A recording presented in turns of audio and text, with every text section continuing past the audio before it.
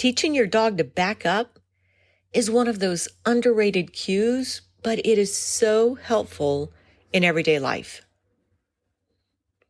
It's not just impressive to your friends, it builds better body awareness for your dog, improves coordination, and it can even prevent accidents.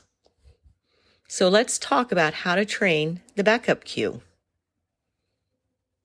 First, you may be wondering, why should I even teach the backup cue? Backing up helps your dog move away politely without jumping, crowding, or crashing into things, and without you having to grab a collar and trying to physically manipulate him. Being able to ask your dog to back up really comes in handy in doorways or tight spaces.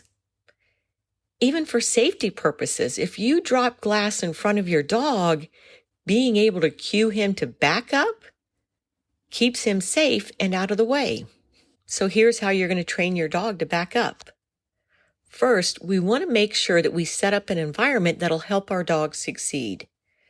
That means that maybe we start in a more narrow location, a hallway between a couch and the table, somewhere that naturally encourages your dog to move backwards instead of turning around or stepping sideways. And then step 2, we're going to start by lowering the behavior. That means we're going to show our dog a treat, put a treat right there at the dog's nose level, then slowly move the treat straight into their chest or under their chin. As you move the treat toward them, they'll naturally step backwards to follow it. The moment they take a step back, mark it, say yes, click, and immediately reward. And then start building repetitions. At first, we're going to reward every single step backwards. The more you reward small movements, the more confident and deliberate your dog will become. But then gradually just reward every 2 steps, and then every 3 steps. But take your time and don't rush it. But slowly start spacing out the reward treats. And then step 4, add a verbal cue. Once your dog is backing up pretty consistently when you move your hand, it's time to give it a name. You can say back up. I think I use the word back with a hand signal to sort of show him which direction I want him to move in. And then you need to practice in different locations. If the only place you practice is in your living room, that's the only place your dog is going to listen to the backup cue. So be sure to practice in the living room, in the kitchen, in the backyard, on walks, at a friend's house.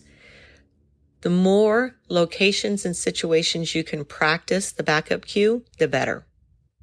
Now, here are some common mistakes that you want to avoid. Moving too fast. If you try to rush your dog, try to teach him to back up quicker than he can learn, you're going to get frustrated. He's going to get frustrated. We're just going to suck the fun out of training. So go slowly and reward generously. We want to keep him happy and in the game. Try not to use your hands to physically push him or get too close to his face where it might bother him. My backup hand signal is more me whisking my hand like a broom in the direction I want him to move. And also make sure that we're not training, at least initially, in a space that is too open. It's much harder for your dog to figure it out if they can easily swerve or spin. So use a narrow space to your advantage, and so that naturally encourages your dog to back up. Teaching your dog to back up isn't just fun. It builds trust, body control, and gives you another great tool for real-life situations. So take it slow, celebrate the little victories, and pretty soon you'll have a dog that can confidently back up on cue like a pro.